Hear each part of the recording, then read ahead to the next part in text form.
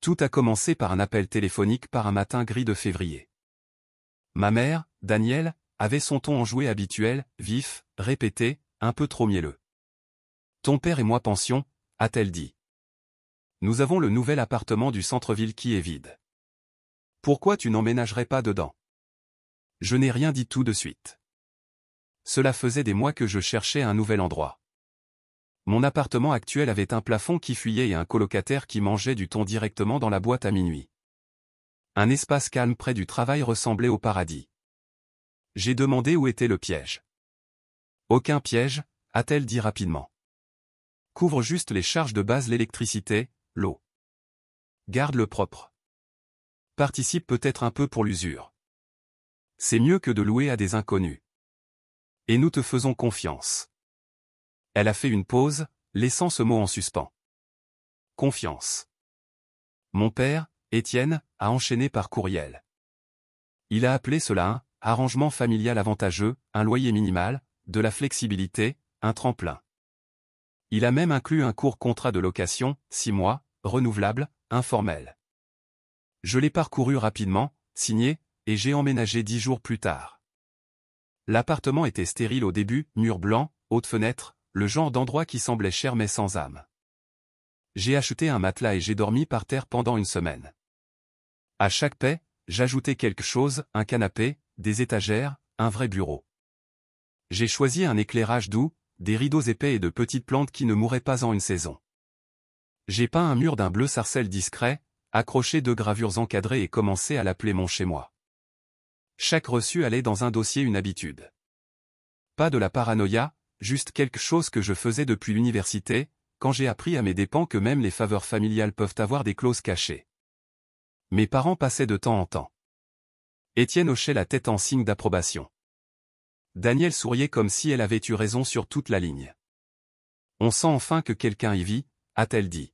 « Tu l'as rendu magnifique. » Je l'ai fait mien. Jusqu'au jour où je suis rentré et j'ai trouvé un message vocal de Danielle, qui gazouillait, juste pour te prévenir, Bastien emménage pour un petit moment. Il traverse une mauvaise passe. J'ai réécouté le message vocal 3 fois. La voix de Danielle était aussi joyeuse que d'habitude, comme si elle m'invitait à un brunch. Juste pour te prévenir, Bastien emménage pour un petit moment. Il traverse une mauvaise passe. Aucun détail, aucun calendrier, aucun point d'interrogation à la fin. Ce n'était pas une demande. C'était une affaire conclue. Je l'ai rappelée immédiatement. Elle a décroché à la première sonnerie. Guillerette. « Salut, ma chérie. Tu as eu le message ? Maman, qu'est-ce que tu veux dire par Bastien emménage ? » Elle a fait un léger bruit de réprobation avec sa langue. Chloé, n'en fais pas tout un drame. C'est juste temporaire. Il a besoin d'un peu de soutien en ce moment, et tu as de la place. Je travaille à la maison, ai-je dit. Je suis ici tout le temps. Ce n'est pas une chambre d'amis dans un sous-sol. Il ne te dérangera pas. Il fait vraiment des efforts cette fois. Je ne savais pas ce que « faire des efforts » signifiait. Bastien avait essayé de revendre des baskets, de faire du day trading de crypto-monnaies, de promener des chiens et quelque chose impliquant des NFT. Tout cela durait quelques semaines, puis s'évanouissait en grasses matinées et en musique forte. Ma mâchoire s'est crispée. J'aurais juste aimé que quelqu'un me demande, ai-je dit. Oh, ma chérie, tu es si douée pour gérer les choses. Tu as toujours été celle qui est stable. J'ai raccroché avant de dire quelque chose que j'aurais regretté. Cette phrase, celle qui est stable, me semblait autrefois un compliment. Maintenant, elle sonnait comme une permission d'être considérée comme acquise. Bastien est arrivé 2 jours plus tard. Sans prévenir. Je préparais le déjeuner quand la sonnette a retenti. Il n'a pas attendu que je réponde, il a simplement monté les escaliers en courant, les bras chargés de pizzas surgelées, 2 sacs de sport, un moniteur sous un bras et une chaise de gamer traînant derrière lui. « Salut », a-t-il dit, comme si nous avions prévu tout ça. « Cet endroit est génial. Papa et maman ont dit que c'était bon si je squattais ici. » Je suis resté là, une spatule à la main, le regardant poser ses affaires sans même demander où. Il a laissé ses chaussures au milieu du sol, a ouvert le congélateur, y a fourré ses pizzas, puis s'est affalé sur mon canapé comme s'il était chez lui. Il n'a pas posé de questions sur le loyer. Il n'a pas proposé son aide. Il n'a pas dit merci. Ce soir-là, je me suis couché en écoutant le son de son casque de jeu à travers le mur, pensant à la vitesse à laquelle un chez-soi peut devenir tout autre chose. Le troisième matin, je préparais mon café avec un casque à réduction de bruit. C'était le seul moyen de couvrir les cris de Bastien sur ses coéquipiers dans un jeu de tir à la première personne. Sa voix transperçait les murs, des vannes, des rires, le bruit occasionnel d'une manette claquée. Chaque heure me rappelait que l'appartement n'était plus le mien. Pas vraiment.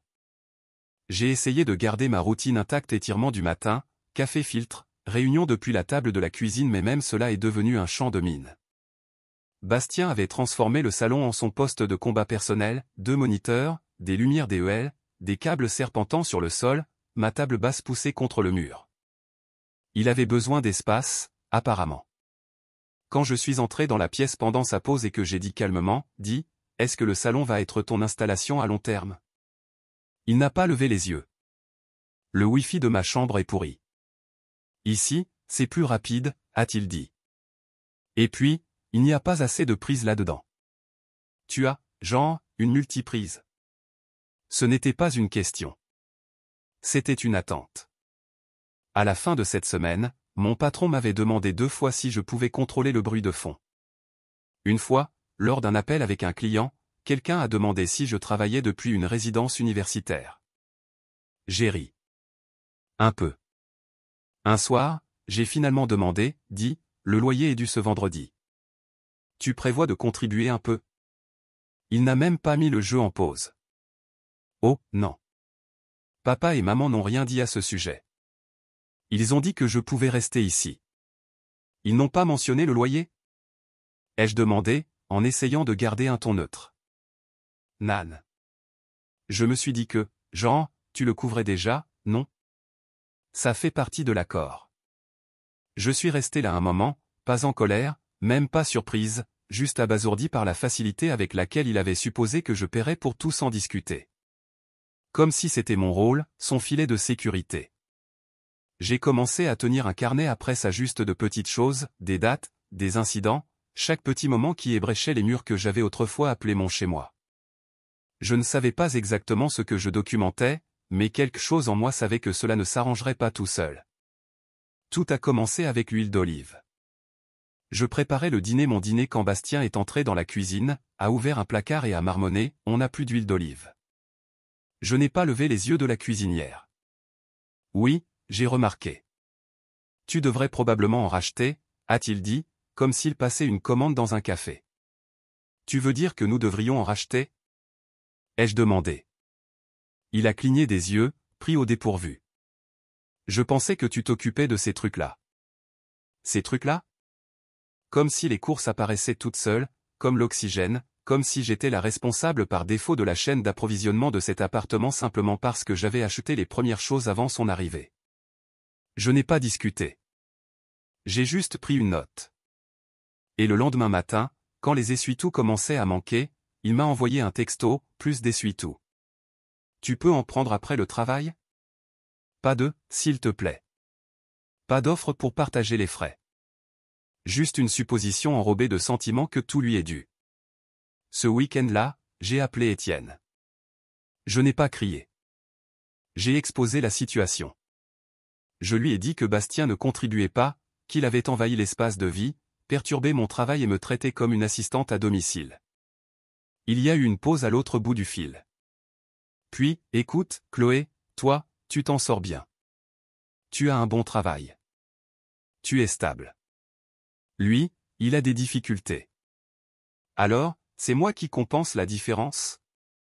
Ai-je demandé. Tu ne portes rien que tu ne puisses gérer. J'ai failli rire.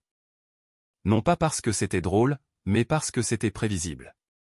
Plus tard, Daniel a enchaîné avec un texto: « Il a juste besoin de temps. Tu es si doué pour maintenir la cohésion. Ce ne sera pas pour toujours. » Personne ne m'avait demandé si je voulais maintenir quoi que ce soit. Ils l'ont simplement mis dans mes bras. Ce soir-là, j'ai regardé mon dossier de reçu. Je n'étais pas encore sûr de ce que je cherchais, mais je savais que j'en avais fini de prétendre que c'était un équilibre. Ils ont choisi un café avec des briques apparentes et des omelettes hors de prix, un de ces endroits où ils m'emmenaient pendant les visites d'université pour me rappeler que je réussissais bien. Je pensais que c'était peut-être leur façon de prendre de mes nouvelles ou de demander enfin à Bastien de faire sa part. J'aurais dû m'en douter. Daniel a souri en remuant son thé. Nous avons réfléchi à propos de l'appartement. J'ai posé ma fourchette. Étienne a enchaîné. C'est un emplacement de choix. Honnêtement, on pourrait en tirer beaucoup plus. Avec l'allure que tu lui as donnée, il est pratiquement clé en main. Daniel rayonnait. Tu l'as vraiment fait revivre, ma chérie. Il est magnifique maintenant. J'ai attendu. Nous envisageons de rajuster l'arrangement, a poursuivi Étienne. Rien de fou.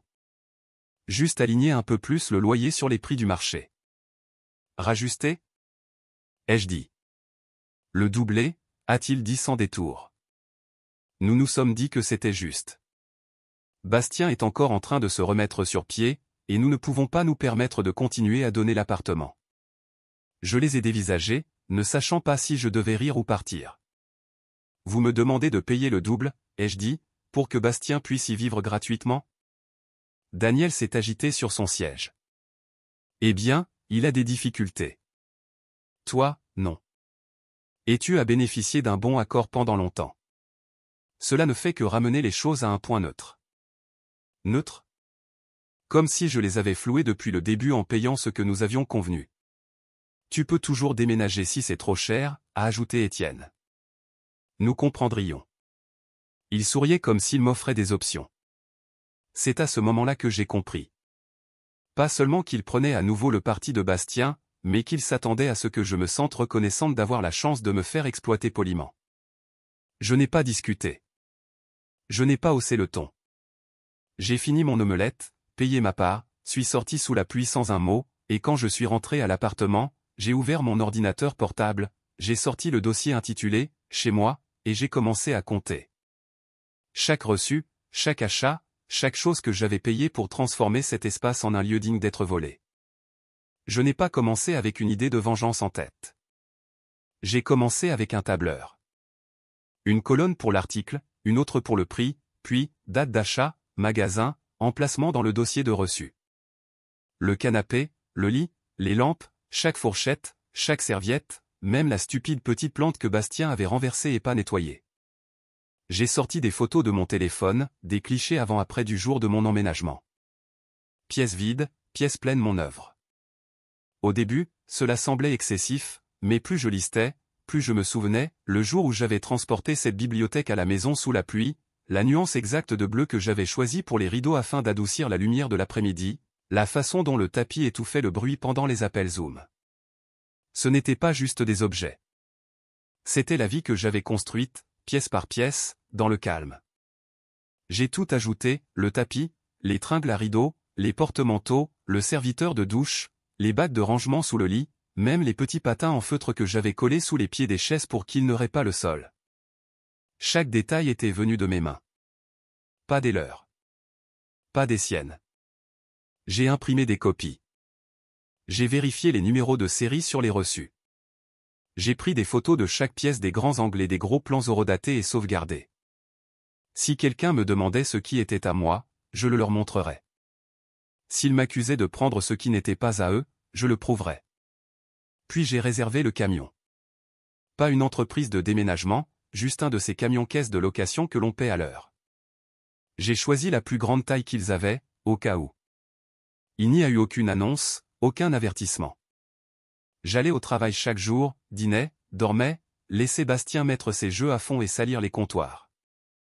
Je souriais quand il me demandait de prendre d'autres sacs poubelles, mais derrière ma porte fermée, je pliais des boîtes en carton comme quelqu'un qui répète un adieu. Le camion est arrivé à 8h45 précise. J'ai rejoint le chauffeur en bas, signé les papiers et garé le camion en marche arrière dans la zone de chargement. Personne ne m'a arrêté. Personne ne m'a posé de questions. J'ai pris l'ascenseur seul, les clés dans une main, la liste de contrôle dans l'autre.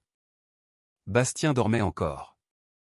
J'ai commencé par le salon, j'ai débranché la télévision, enroulé les câbles, enveloppé la télécommande dans une serviette. Le tapis s'est roulé facilement. Les étagères se sont vidées dans des bacs en plastique que j'avais étiquetés la veille. Tout avait une place. Tout avait une trace. Ensuite, la chambre, mon matelas, mon sommier, la lampe que j'avais assemblée ma première nuit là-bas. La cuisine après ça, mes assiettes, mes couverts, même le range-couvert que j'avais acheté chez Monoprix après avoir mesuré l'espace 2 fois. Au moment où Bastien est sorti en pantalon de pyjama, se frottant les yeux, la table basse avait disparu. Les lumières DEL qu'il avait enfilées autour de mes étagères ont clignoté une fois, puis se sont éteintes quand j'ai débranché la rallonge dont elle se nourrissait. Il a cligné des yeux en me regardant. « Quoi ? Qu'est-ce que tu fais ? » « Je déménage, ai-je dit. » Son visage s'est tordu. « Attends, Jean, pour de vrai ? Maintenant ? » « Oui. Aujourd'hui. » Il a regardé autour de lui, a vu l'endroit nu où se trouvait le canapé, les bacs empilés, le mur vide où mes gravures encadrées étaient autrefois suspendues. « Tu prends vraiment tout ? » Je n'ai pas répondu. J'ai emballé le grille-pain et l'ai glissé dans une caisse. Il m'a suivi alors que je soulevais la dernière boîte de la cuisine. Sur quoi je suis censé m'asseoir ? Je l'ai regardé pour la première fois ce matin-là. Débrouille-toi. Il ne m'a plus suivi après ça. À midi, l'appartement était vide, pas saccagé, pas ruiné, juste revenu à son état d'origine, sans vie et résonnant.